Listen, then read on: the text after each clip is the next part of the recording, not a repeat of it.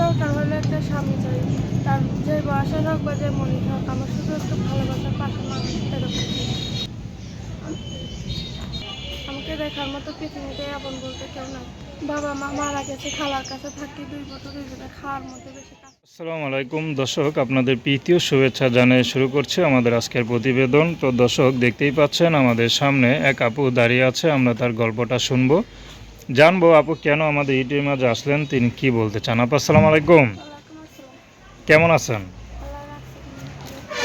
আপুর নাম কি আপনার? আলো।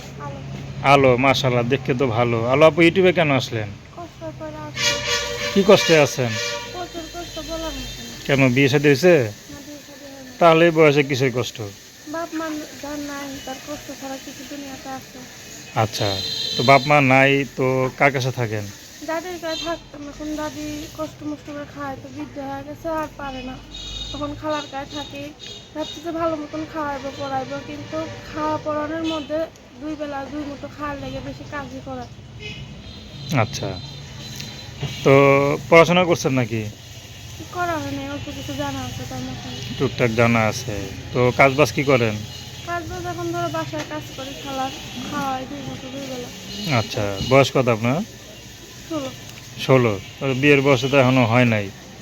18 বছর হলে মোটামুটি একটা বিয়ের বয়সে মানুষ দাঁড়ায়, মেয়েরা তো আমার এখন। সমস্যা নাই, বুঝছেন, যে আমার পাশে দাঁড়াবে ভালোবাসতে। আমি এরকম মানুষের জায়গাতে এসে বুড়ো হোক বা জওয়ান হোক, বুঝছেন, আমার বয়সে কোনো সমস্যা নেই।